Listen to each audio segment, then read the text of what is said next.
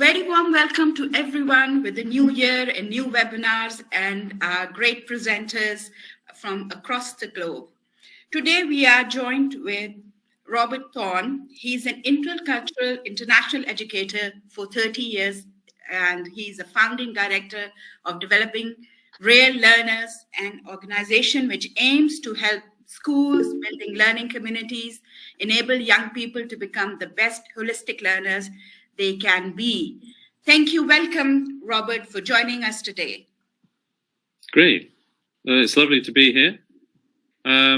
Okay, so let's get started then. Welcome, everybody. I hope you can see the slides okay. Yes, it's fine, Robert. Please go ahead. Let me just try. Oh. We request the attendees to please close their videos and mics while Robert is presenting. We will have a Q&A session at the end where all your questions will be answered then. Thank you so much. Okay. Please, Robert, go ahead.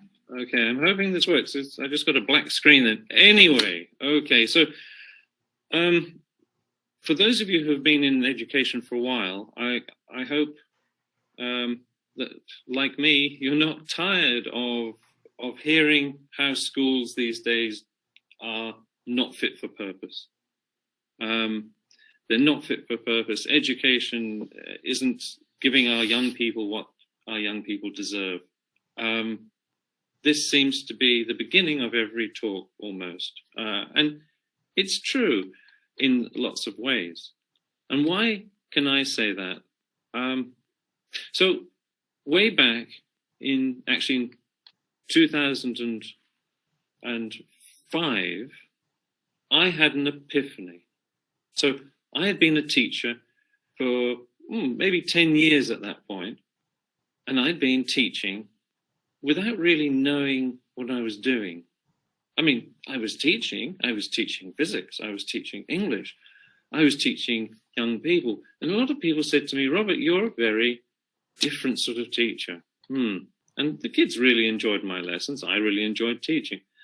But there was something funny about it. And when I thought about it, when I look back on it now, when I was a young person at school, about 100 years ago, I was always told that, oh, you're very clever, you're very good, it's really great.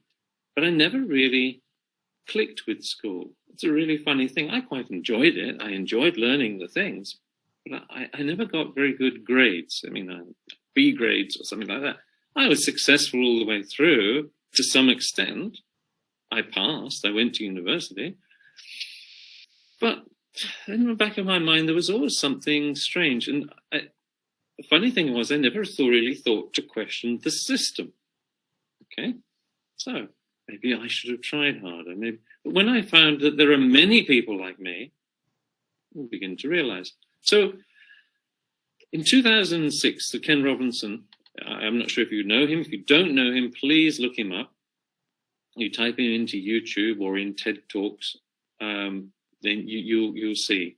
Now, Ken Robinson made a famous speech, or a speech that made him very famous in 2006, called "Do Schools Kill Creativity?" And it's a wonderful thing because he mixes humor with some very important points. Now, 4 years later, in 2010, he came and he made another presentation, and that presentation was perhaps quite a little bit more clear on what's going wrong and what we could do about it in a conceptual sort of way. And he said this: every education system in the world's been reformed at the moment, and it's not enough. Reform is no use anymore because that's simply improving a broken model. What we need is not an evolution, but a revolution in education. This has to be transformed into something else. Now, he'd implied that 4 years before. I know from my schooling in the, I suppose I was aware of it probably in the 70s, 80s, 90s, that education was constantly going. I was educated in Britain, and education was constantly being reformed, and it still is until you find you're faced with a lot of very tired, worn out teachers and principals. So he mentions several things. He mentions 3 things there. He mentions reform, which he puts in the dustbin. And I agree with him. For me, because here, what we're doing here, you could argue these points, but what we're doing here is I'm saying this is what I mean by these words. So reform is just moving the chairs around, bigger classrooms, smaller classrooms, using technology, not using technology. It's just like reforming what you've got already. I don't think it really works because something is deeper. There's something more deeply wrong. Revolution. Now, revolution sounds very exciting, doesn't it? Well, it sounds very exciting for most people, but for many people, revolution, we always think about the winners of revolutions or the dramatic losers of revolutions. But what about the people who just get left behind or die in some revolutions? But in many revolutions, people either die, they get left behind, or they get hurt, or they get dispersed. Or revolutions are very often quite violent and not very caring.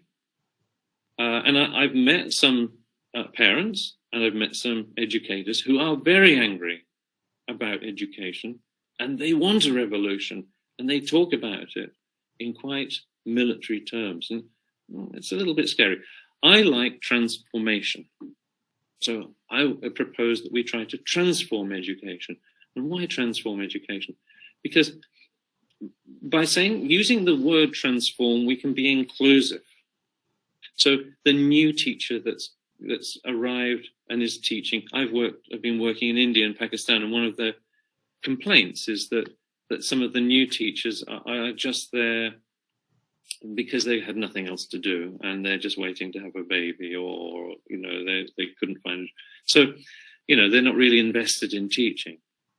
And then there's some older teachers who are at the end of their careers. Now, what I'm suggesting is that a transformation can include both of those types of teacher.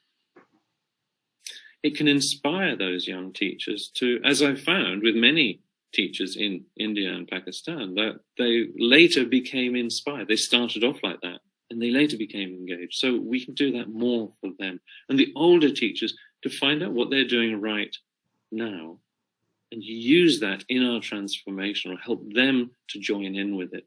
For sure, they are doing good things, but we need to identify what they are. So, transformation. Okay, I want you to imagine perhaps yourself as a minister of education. Minister of Education goes out into the world, and he's there in his post, and people come and complain to the minister, and the minister gets all these complaints from employers, big business people and small business people, and they come and they say, "Minister, these people coming out of education at the moment, they're hopeless. We can't employ them. They're not doing what it is we need. We've heard of these 21st century skills, for example. Can't you get them to learn these things?" And the minister goes, "Oh, great, 21st century skills. That's very interesting. Now we'll come back to 21st century skills in a little while." And the minister gets some complaints from teachers and from principals. These young people, they're getting fed up. They're not being as good. They're not being as disciplined as they used to be. They're not as engaged in education as they used to be. And then you get some parents coming along and saying, "Oh, this system is terrible. It's stealing my child's childhood." Or, "My child isn't getting the grades it should do."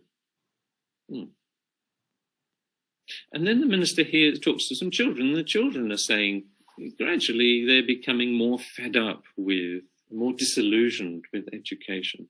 And why is that? Well, if you go on YouTube, 10 years ago, if you went on YouTube, you probably would have seen a rap or two, a song by some popular person who is decrying education.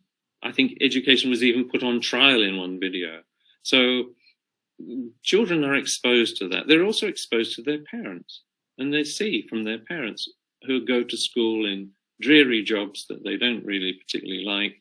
They come home and the child goes to a school and perhaps that experience isn't very good, and so, well, maybe that's what life is supposed to be like. No, it doesn't have to be like that. So let's get our minister to go and ask some questions. The minister says, okay, what do I have to do here? So, sorry. Doesn't seem to like that slide. Seem to have lost my slides. Okay, there we go. So now let's send our minister out and to do what I did over the last maybe 10 or 15 years, and that is to ask children questions, okay? And then to ask adults questions. And let's get our minister thinking, though, before he goes out. Sorry, I'm a bit distracted. Before he goes out, let's get him thinking about what he can do, and let's have a look at those things. What can you do? So, minister, what can you do with your education system? And carry on as you are, okay? And in doing so, you're probably damaging your children, and you're damaging your nation, because that education system isn't giving young people what they really need. You could reform your system and waste a lot of money on that. And there's a lot of universities from abroad out there that would come in and help you with that. I've seen that, reform your system to 20th century standards, and could waste a lot of money also. You could wait until a good system comes out, or until you can afford a good system. There are lots of good systems out there. Montessori, the International Baccalaureate, there's a new Nordic Baccalaureate, there's the old steadfast Cambridge International. There's homegrown ones that you can, depending on where you are, you can have a new system and implement that. You're waiting for someone to come along and give that to you. Now, how many of you out there have, when you've wanted change to happen, when you've seen the need for change to happen, you've just sat and hoped? Because maybe your principal will make the change, or maybe the ministry will make the change, or maybe the prime minister or the ruler of the country will make the change.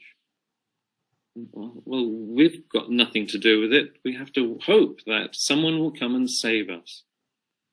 Maybe God will make the change. Yeah? How many times have you hoped and prayed that God would intervene in something? Yeah? So we're always putting the responsibility onto somebody else instead of taking it ourselves. Now, the last option here is to adapt. And that's the option we're going to go for today. So, to adapt what, though? Now, the good thing about adapting is that anyone can adapt. Yeah, we can all adapt. We all have to adapt. Why? Because humans are very good at it, and it costs very little. So, a lot of what I'm talking about today is about human nature. It's about what we have been given as a species. And to adapt is one of our superpowers, if you like. It's one of the things we're really good at. It's why you find humans everywhere in the world, and we can even go into space and do all sorts of things. We adapt to where we are and what we do. And we're very, very good at it. We're very resilient in that.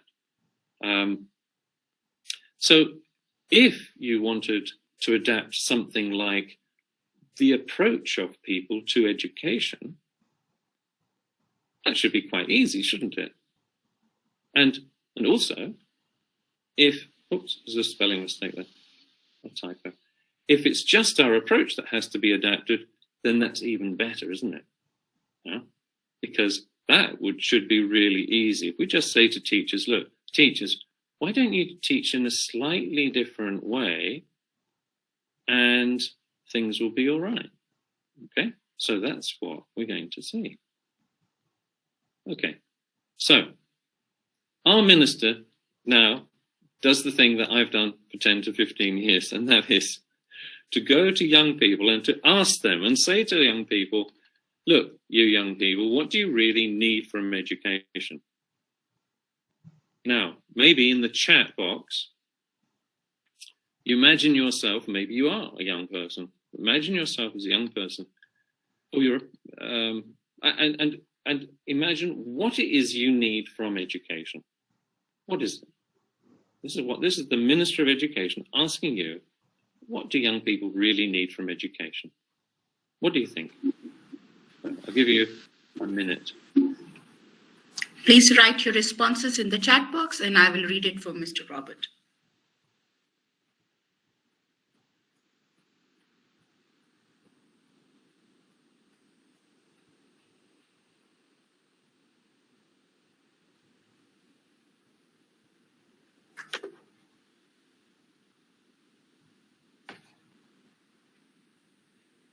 Life skills to survive in the world, employability, to prepare me for real life, need better jobs.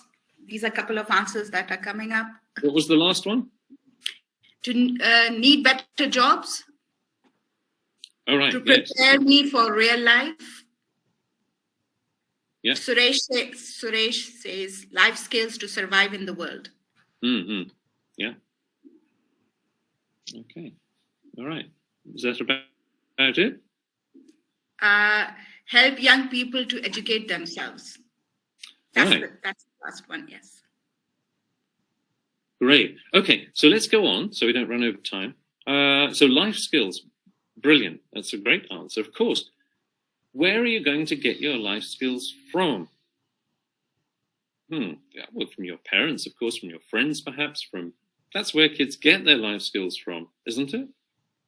We don't have any control over that, do we? Because they're with their friends, they're with their parents. What can we as educators give to that? Okay, let's keep at that thought. That's really good. I like the one, need better jobs. Because at first I thought, well, need better jobs. So jobs are out there or they're not. But there's the whole idea of entrepreneurship, of identifying a need for something or something that can be done, and then getting you and your friends together to go and do that and turning it into some sort of successful thing that actually either helps people or brings you financial stability. So I was in one country, I won't name which country, a long while ago, and there were a lot of graduates in that country who were just sitting around doing nothing. And they couldn't find a job because no one was offering them a job.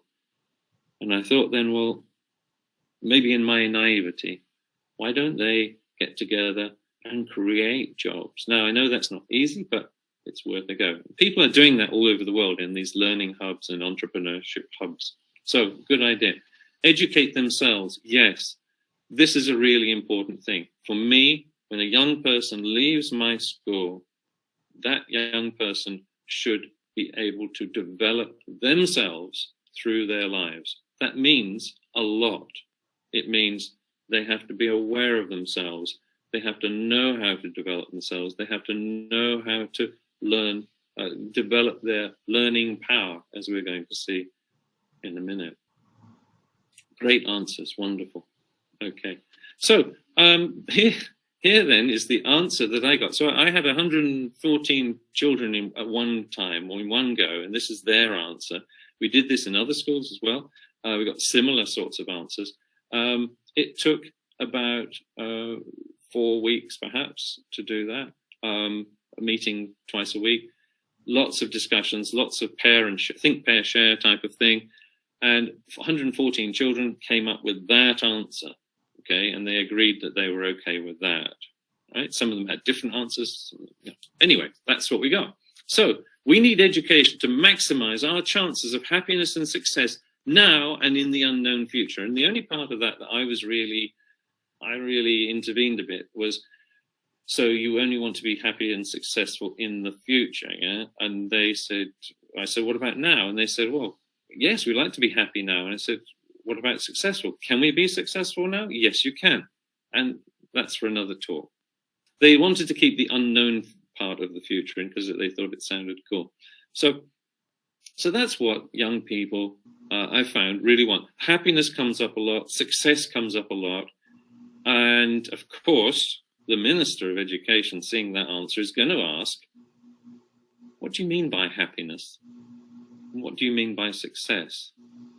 Now, a very interesting thing that taught me a lot about children and about younger children as well is that they were aware and they knew about the levels of happiness, and at least like these 3 levels, for example.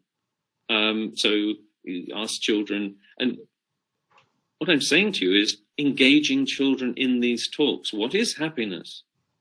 What do we mean by happiness? And they'll give you lots of examples. And you say, well, okay, well, how do you generalize with those answers? You know, and they'll come out and they'll say, oh, I'm really happy when I'm a bit naughty and I get away with it, or I sit and I play, or I'm sitting watching television and or I'm playing a game or something like that. Yeah, and so there's sort of quick fix happiness, as they all know that, of course. However, even very young children were able to recognize that they were happy when they got focused in something, when they became completely engaged in something. And at that point, this idea of flow comes in, where you're so engaged and focused on something that time just goes past really quickly. And even very young children really know, and of course, young children are great at that because they get into their imaginary worlds and they're playing, and it's great. We lose that a little bit as we get older. Why? I don't think we need to, because if teachers not only engage us, but learners actually learn to engage themselves and to become engaged and to get into that state of flow. So that's something we need to be helping kids to manage, to making it explicit. And the first way to make happiness explicit is to talk about what is happiness and to recognize that there are different stages of happiness.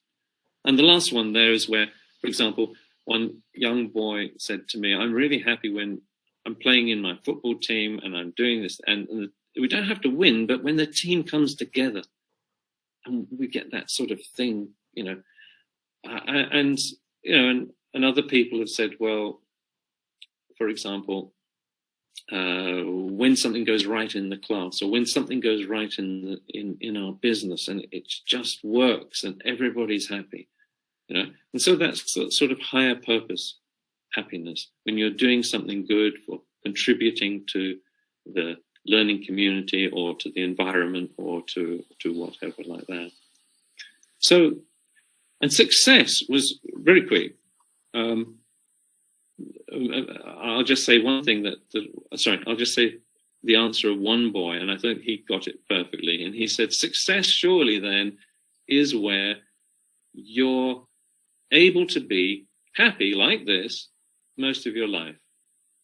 And the people around you are happy, everything's going well, and we're happy. Yeah. So that must be, when you're like that, surely that must be success. And his friend said, yes, I agree with that, as long as you're making enough money to buy toys. So obviously there's a bit of that in there. So good. So that's success and happiness. Now, the minister goes, great. All we need, now I know what we need our children to have, to be successful, to be happy. And I just need the teachers to get them to be happy and successful. So we asked teachers, and I asked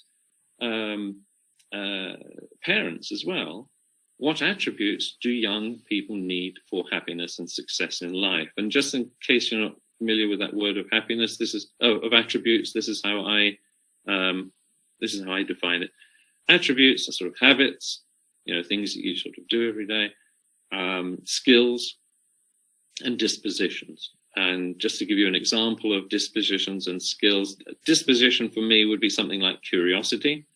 So when something happens, you're curious and you're wondering, right, what's that doing? What's going on? Or how does this thing work? So it's your natural approach to things, your natural disposition. Okay? A skill is something more like inquiry, where you're then finding the answer out, and you employ skills in order to be able to find research skills and things like that. So skills and dispositions and habits make up attributes. So here's another chance for you to write something in the box, in the chat box. What do you think? What attributes do young people need for happiness and success in life these days? Yeah. If anybody can identify one as a 21st century skill, that would be very interesting. Right, we have a couple of minutes now. Just to write. You have answers coming in, Mr. Robert. It's like good communication skills. Yeah. Soft skills. Yeah. To be themselves. Ooh, that's great. Yes. You've got a great audience there. Yeah. That's pretty much it for the time. Okay. Yeah. That's fine. Emotional quotient, learning, focusing on welfare of the society, learning about the real needs. Okay. So, yeah, community awareness and things like that. Yeah, okay. No, those are really lovely things. And I can see you have some, if the people who are listening are educators or parents, then that's really good. Communication, of course. Yes, you need to be able to communicate. The soft skills, so sort of like empathy and caring, something I call heart-mindedness, which we'll see in a minute, and that is caring enough to get to the heart of the matter.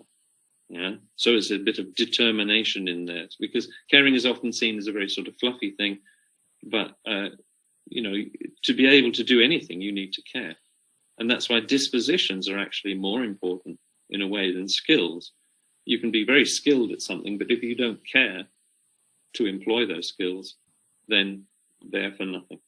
So, great. And to be themselves, that's lovely, yeah, to be themselves. To know themselves, yeah, to be yourself, you sort of have to know yourself. Well, perhaps that's arguable, but knowing themselves is a really important thing, I think. And then, yes, having that sort of community spirit, being able to, what I say is a sort of an entrepreneurial spirit, not in the business sense, but in the social entrepreneurial sense of going out there, of noticing an issue and having the soft skills, the empathy and that, to then be able to have the resolve to do something about it. So absolutely brilliant.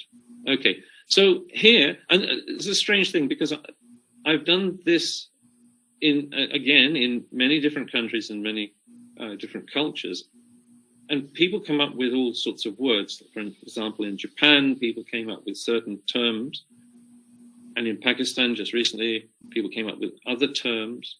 But all of the terms that they did, when you talk to them about it, they all popped into these 14 different things. Now, I've had this sort of list for quite a while now, but it's changed over the years because gradually, as I ask people, they say slightly different things, which gives a slightly different edge to the meaning of the word. So you've got heart-minded, which I just described a minute ago. Proactive, actually, one thing I used to do was watch my students when I'd gone out of the room. I'd watch my students to see if they, before I came to the room, before a lesson, I'd sort of come along and look and see what they were doing in the class. Were they being proactive or not? And gradually, when I pointed that out and explained to them what proactive meant, they actually started to be proactive and get prepared. They didn't have to wait for me to begin a lesson, because the lesson wasn't for me, it was for them. Yeah. So there we go. Collaborative and independent, these are very important things to have both. Yeah, to be able to work on your own or learn on your own, learn with other people. Open-minded and principled. These things are in pairs because they're sort of connected, like open-minded and principled. And I introduced the idea here of, can you be too open-minded? A lot of people say, oh, it's good to be open-minded, isn't it? But you can be too open-minded, of course. Nobody's going to really appreciate or leave me alone to be free if I go around eating their babies, for example. They don't just say, oh, well, you know, that's his thing. No, of course. Your principles kick in. And it's not a principled thing to do to eat people's babies. So so your principles and your open-mindedness actually control each other. They test each other out. And I've just been working with some people in India, and in there's a big emphasis on values education. And I'm not against values education, but I'm very much for children finding the values for themselves. So why is it we do that in our society? Okay, we do it for this reason, and there's a very good reason for that. Okay, now I understand why we do that. Okay. And so the principles actually bind the open-mindedness. It doesn't bind the imagination, but it binds the open-mindedness. And the open-mindedness always questions the principles. Okay? So you end up with children with very robust principles because they're always questioning those principles. So wisely courageous, anti-fragile. Anti-fragile is like resilience, but more. Okay, you don't just tough it out. So when horrible things happen to you, you end up being the same. You come through it. Yes, you have to sometimes. Maybe you can only be resilient. But in many cases, you can be anti-fragile and you learn and grow from the bad thing that's happening to you. Okay, erudite. I put erudite rather than knowledgeable, or because it's more like you're learning things that you understand and you can make connections with them. Yeah. So you have so being knowledgeable is very important. Okay. And then to communicate that knowledge effectively. Being curious inquirers, entrepreneurs, agile thinkers, balanced. Being balanced doesn't mean just eating nice food and getting exercise. It does mean that, but it also means balancing the development of these attributes in a balanced way, developing them in a balanced way. Yeah? So you don't miss any. You keep these in mind. It's very important to discuss each of these with your children. Now, I'm saying each of these, of course, because these are the ones that I've found. And I've found them from different cultures. And when I've talked to people in different cultures, they say, yeah, collaborative. For example, in Germany, the idea of collaborative was very different from what it was in Japan. But they understood what collaborative meant, and they understood what the ends of collaboration mean. It meant to solve a problem together and to become closer in the meantime. So these are very interculturally or culturally interpretable. You interpret it through your culture. So if you were talking to some children about being collaborative, and you say, well, what examples have we got of collaboration? And from their culture, from their experience, they see where collaboration works and where it doesn't work. And so it becomes part of them. Now, what I'm saying is that all young people, all of us, we have all of these things. We might not be very good at them, but why not?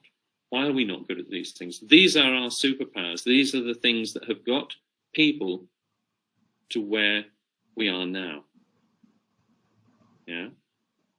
So curiosity, for example, is an amazing superpower. That's got us to where we are now.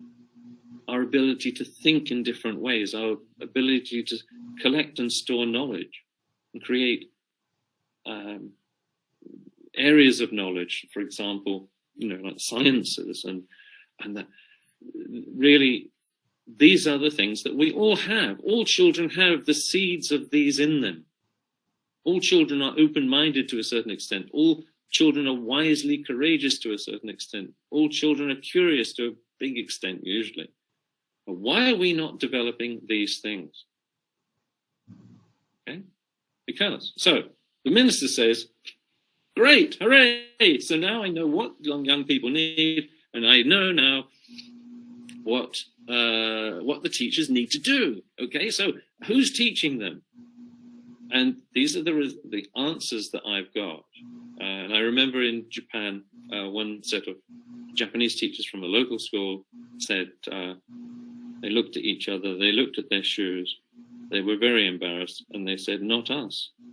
And then they said, because one of theirs was creativity, and they said, Or maybe the art teacher teaches creativity, and the art teacher looked sad and she said, no, it isn't. The art course isn't creative. It's just learning about art. So it's really sad. Then you get some more boisterous teachers, especially sometimes ones from my country.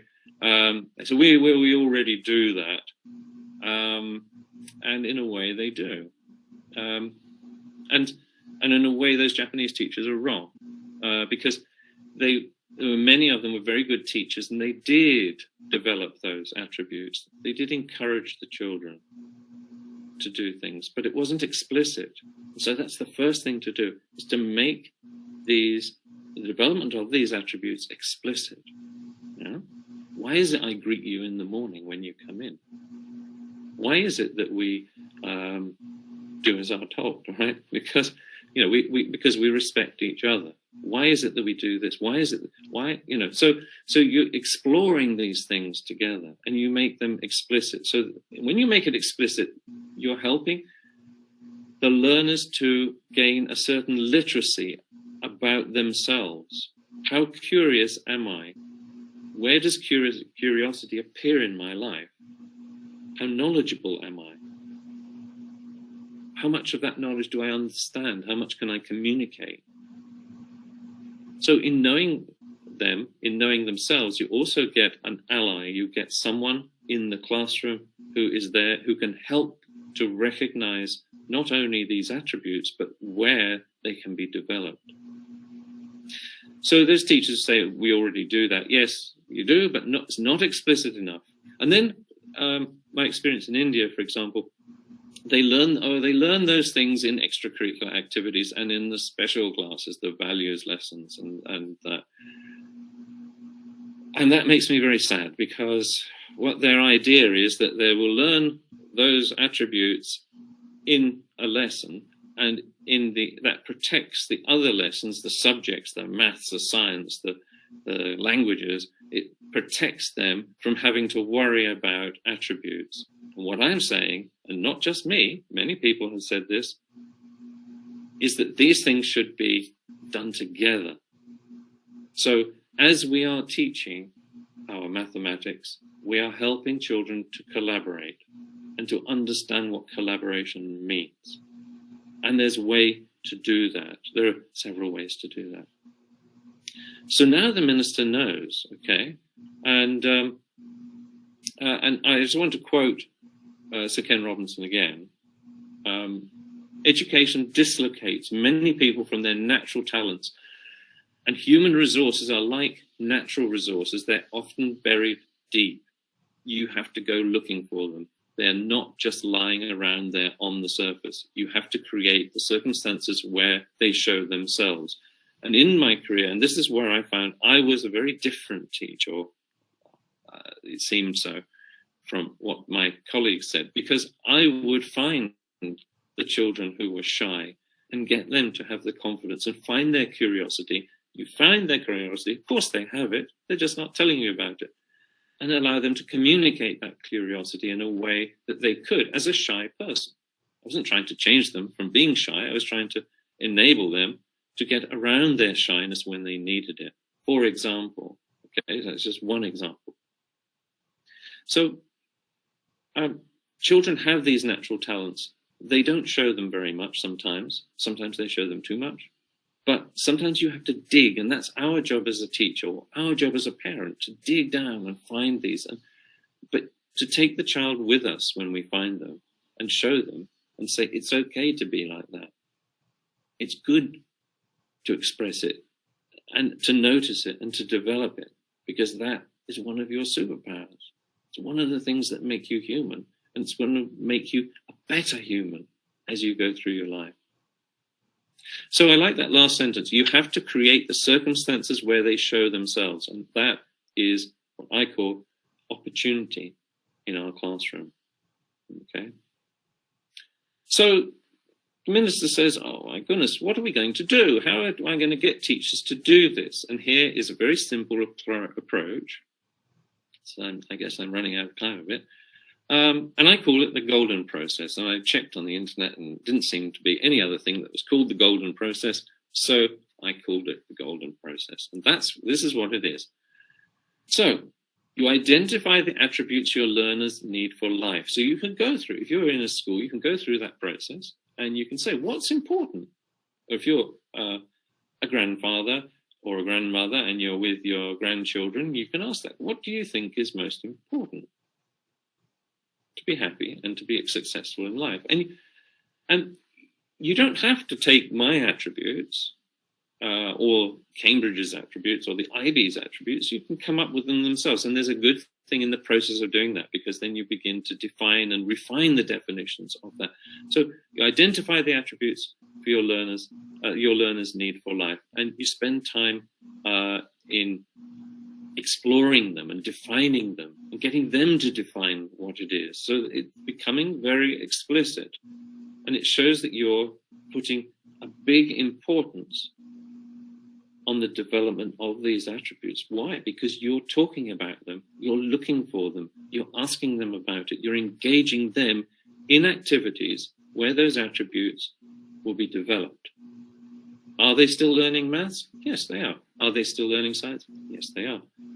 Gradually, they'll begin to learn science and maths and other subjects even better, because they'll be applying their collaborative powers, their independence, their critical thinking, and all of that. Okay? And as I said, you can, when you explore that with them, or you get them to explore it, they will link it to their experience and they'll link it to their culture. And it's a wonderful thing. Yeah? So the next thing to do is to identify, for the teachers, identify what you do already to develop these attributes. So many good teachers are actually doing things, but they're not very explicit. So they might want to make it explicit.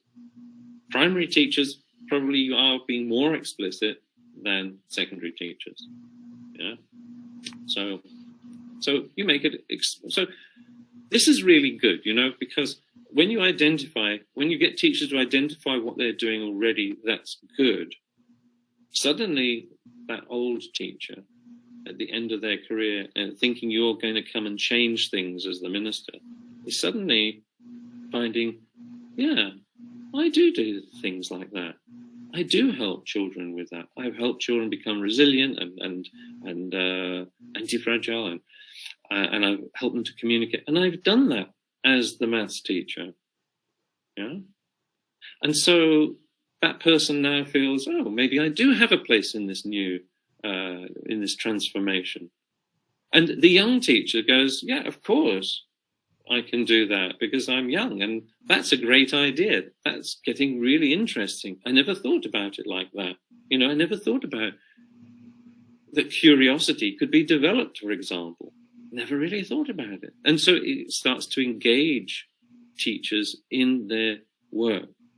And engaging teachers in their work, then from that diagram, engagement leads to happiness.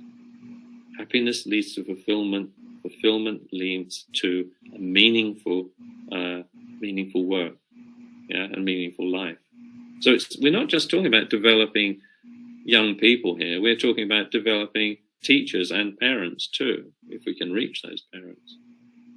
So the next thing you do is you say, right, okay, so that's what I do now. Wait a minute. Are there some simple things I could do, I could change in my classroom to help develop these attributes? 30 years ago, I walked into my first classroom in Czechoslovakia, and I asked the children, okay, I'm your first British person that you've ever seen, and I'm going to teach you maths and science. However, I understand you might have lots of questions, so just feel free to ask any questions you like. Do you have any questions? And nobody put their hand up. And I said, come on, you must have some questions. And I persuaded. It took a long time. And then one boy, the naughty one at the back, put his hand up. And I said, yes, you have a question. That's really good. What's your question? He said, can we really ask questions? And it was amazing for me, because those children were 13 years old and they had been in a school where they were not allowed, not just a school, in a system that didn't allow children to ask questions. 14 years ago, 14 years later, no, more than that, 20 years later, I was in an big international school, and I asked about 200 grade 7 children, had they ever experienced not being allowed to ask questions, and about 70% of them had experienced that in their life. So it wasn't just me in Czechoslovakia in that one school. So allowing children to ask questions, getting children, not just putting children in groups and saying, get into a group and solve this problem and you'll become good at collaborating, but actually saying, hey, are there different sorts of problems? Are there different ways of collaborating? And exploring, taking the time to explore that. And then telling your colleagues, look, we've done that. We've done something about collaboration. The kids understand collaboration now. They've worked out different ways to collaborate. And they know about that. So maybe that's useful in your lesson when you take them for your subject. And similarly, your colleague may come and say to you, look, I've done a whole load about listening. And the kids really love this thing about positive listening,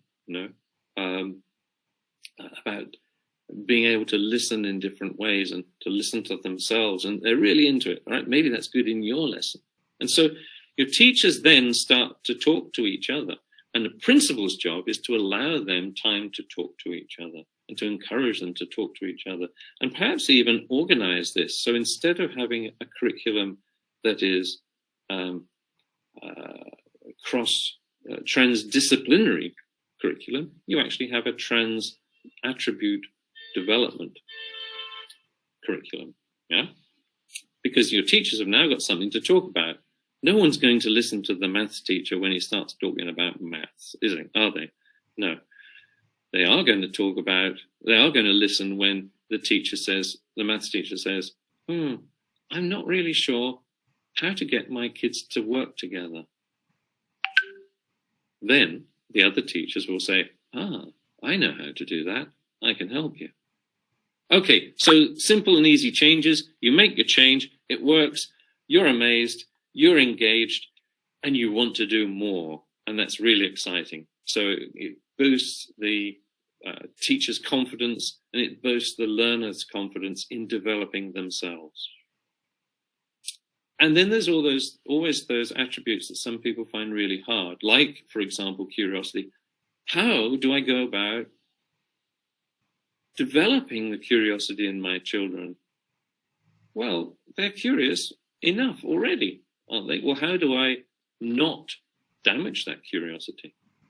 How do I not suppress it? How do I get them to be aware of it, that it is this superpower that they can use? And sometimes there's developing something in the traditional way, like sort of teaching about something or coaching somebody with something. But sometimes you just have to step back and allow the thing to grow and encourage it to grow, to water it, to feed it. Okay? So the research, difficult attributes, I remember, so who would like to form a group that's going to look into developing anti-fragility? Yes, and there's a group of teachers say, yeah, we'd love to do that. Right, we'll go along. And I think, okay, you've got a month to go and look into it and feed back. And in a day, they come back and said, well, we typed in the question, how do we develop anti-fragility into Google? And we got 10,000 or 10 million responses. And we know how to do that now. So we're ready to share, So sometimes it's as easy as that. So here we go. And just to say that what we're doing now is transitioning teachers, and teachers can leapfrog. We're nearly to the end. Teachers can leapfrog. You don't have to go through this step. For me, teacher-centered is the teacher at the front telling kids what to do, right? Sometimes you need to be like that. Sometimes as a principal, you need to be directive, okay? But you want to get towards being a coaching principal, yeah? But a teacher-centered at the front, teaching. Student-centered is what I had when I went to school. They were quite student-centered in the school that I went to back in 1970 something. And yeah, it was okay. It was all about making me a good student, though. Learner-centered was a wonderful thing that came out in the 90s. And it was about learning to learn. It's a wonderful thing, and it really is great. But, again, it gets squished into, diverted in, learning to be good at school. Okay. Now, that means learning to do the things as you're told and get the good grades. Yeah. Now, that's not preparing you for real life. Well, it might be. You do need to conform. When you go to a company, you do need to do what your boss tells you to a certain extent. But, okay, there's too much conformity, and so that's slid off. You have to be very strong to keep that going. So learner development centers is what we have just seen, and that is helping learners to develop those attributes. So helping teachers to help kids to develop those attributes, and then helping those children to see opportunities to develop the attributes for themselves. So that then when they leave you, as I said before, my vision for school is when the child leaves, they're leaving as someone who can develop themselves as learners. They can develop those attributes, and they can apply them to things like exams. They can apply them to exam courses. They can apply them to driving tests. They can apply them to their marriage. Yeah. Who doesn't want to be married to someone who is caring, collaborative, can be independent, yeah, learns from their mistakes, sees opportunities and makes the best of them, yeah, etc. You get the idea, yeah? So this isn't teaching children for school only. That's training a student. This is developing learners for life, and life is part of school. Okay, they can still get good grades. That's what's missing in a lot of the approaches that you see out there and that you can buy off the peg. So, in the end, you don't have to wait for the IB to come or for someone to come up with some wonderful new schools. That's right. Oh, I've got some friends who created a new school, and they say, right, this school that we've created is going to be completely different. Oh, that's great for the kids that can go to that school. What about all the ones who are stuck in the state school down the road? Yeah, everyone can do this. So a grandfather can do it under a tree with their grandchildren. You can start to ask questions like, how was your day? Where did curiosity, that curiosity thing, how did that come into your day, right? So parents, grandparents, they can ask those sorts of questions. So you're not saying, when were you curious? Were you curious? Did you ask? You're not asking that. You're giving sort of an open question for children to enter. How did curiosity come up in class today? Yeah, that's a good question, grandfather. Right, so like that. Teachers can easily make more explicit the development of attributes as the opportunities to do so appear or are created in their lesson. So that's where the real professional development comes in, helping teachers to identify where they can develop these attributes, and then that brings them together, hopefully, as a little part of the learning community. Principals make the time for them to do that, to discuss it, and help the teachers to become more coaches rather than lecturers. Yeah, so talking with kids rather than talking at kids. And the communities can do this by developing a learning culture. And I sort of haven't really got time to go into that, but I'm quite happy to talk about that. It's very important. So you've got the children being able to do things on their own. You've got the teachers helping them to do that. You've got the principals helping the teachers to do their job. And you've got the community helping all of them to work together. And of course, when that all works, the minister can be re-elected and be very happy. Okay, that is my talk. Okay, there are some takeaways. I think you can see this video when it gets published on Miss Maria's website. Okay, so you can have a look at that then. It's pretty much what we've gone through, nothing very exciting. Thank you so much, Robert. It was really enlightening.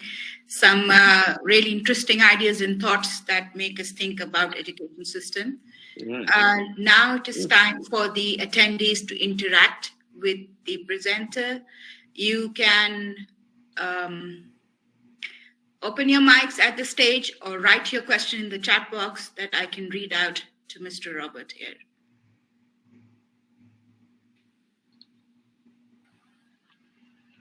May I ask a question, please? Yes, you may. Oh, thank you. Oh, thank you very much for your quite interesting and a wonderful presentation, Mr. Robert Thorne. And my question is the following. I hope I'm audible.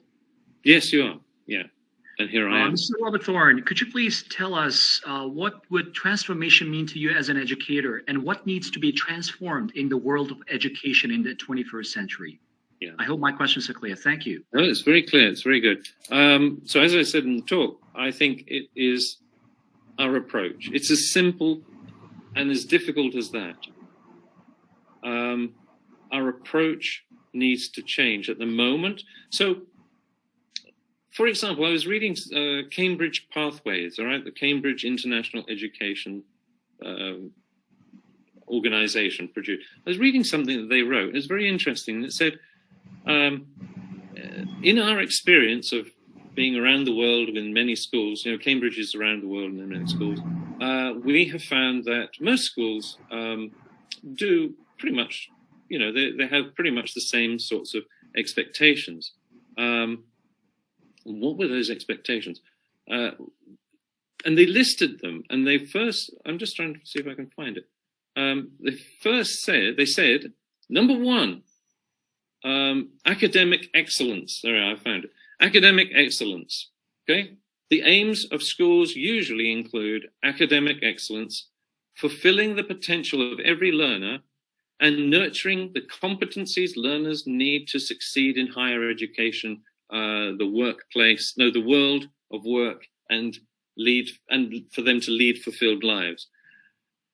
And I suddenly thought, well, that's the wrong way around.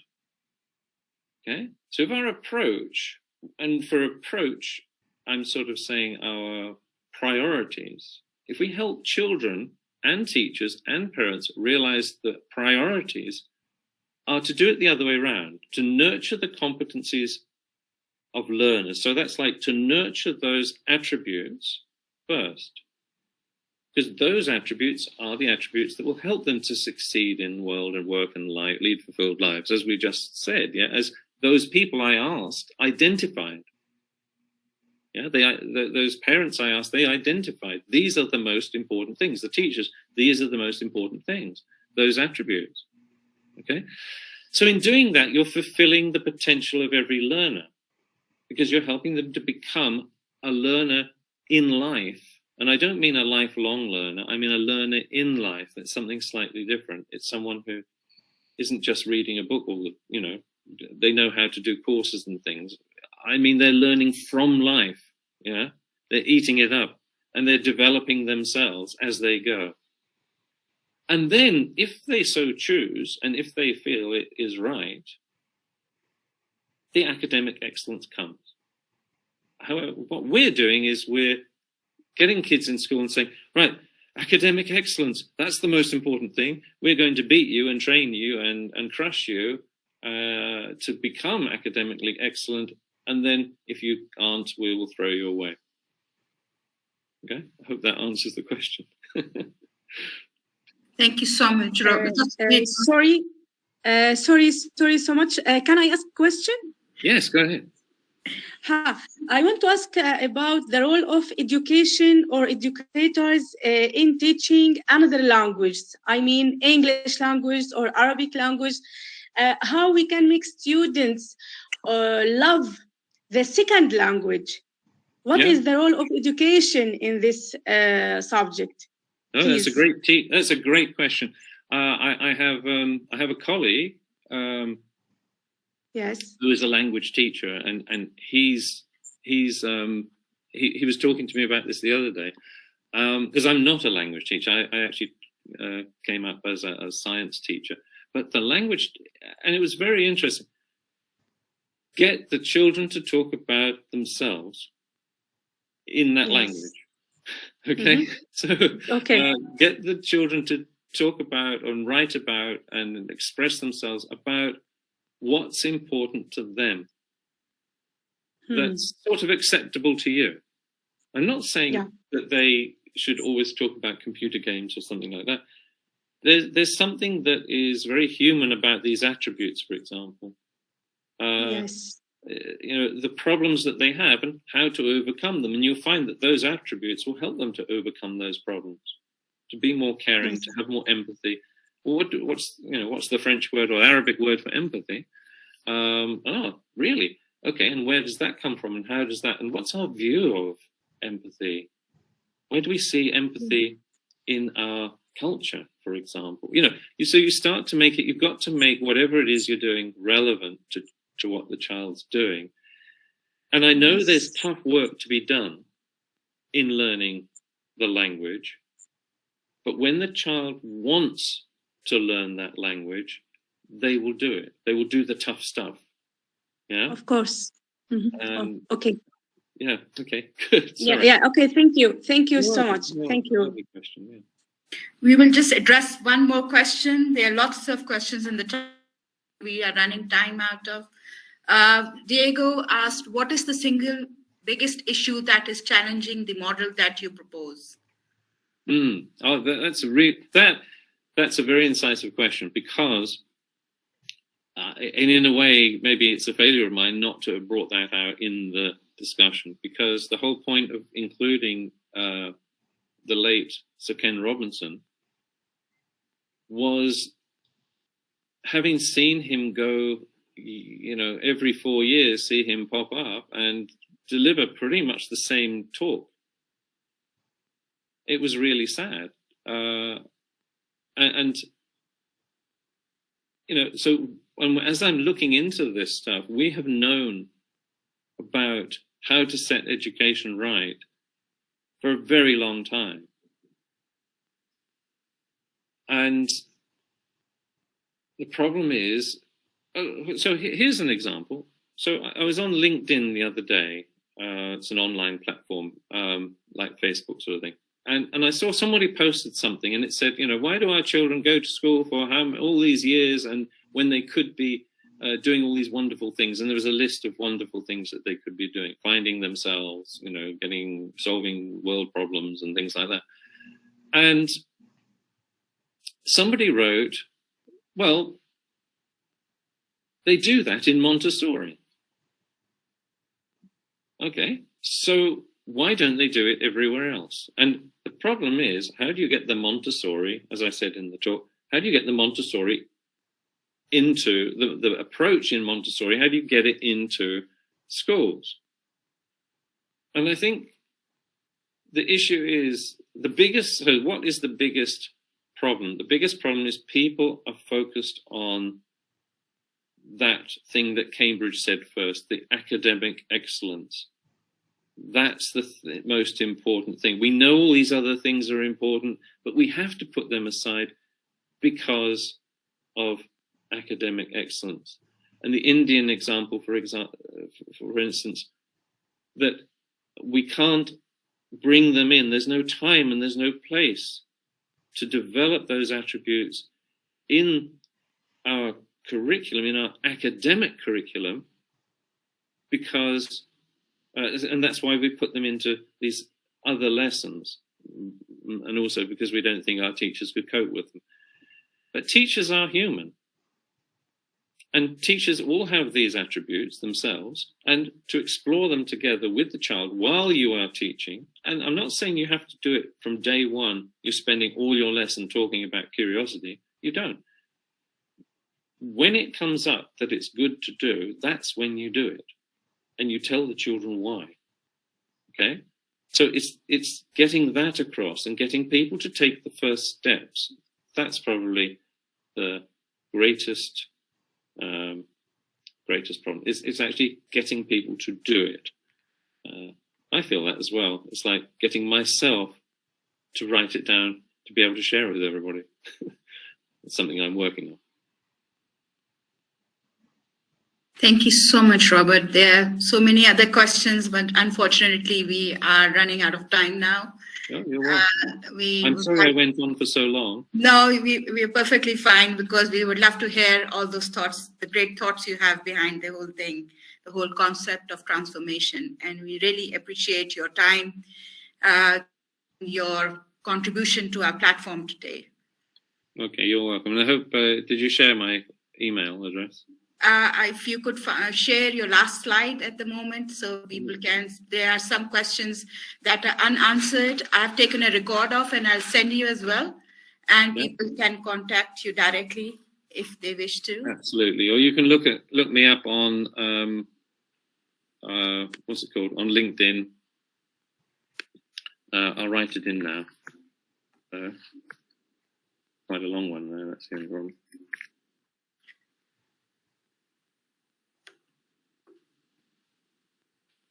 If you look up developingreallearners.org, you'll find my website, and you can contact me through that as well. So LinkedIn, Robert Thorne, developingreallearners.org, and I'm very happy. What happens is you get to something like this, and people say, "Oh, yes, can I have your email address?" And then everybody's too shy to email. Don't be shy, okay? I'm quite happy to answer all of them. You'll be receiving a lot of emails. No problem. Thank you so much. We will end the session here. You're We welcome. really appreciate your time here, and for all the attendees who are joining us.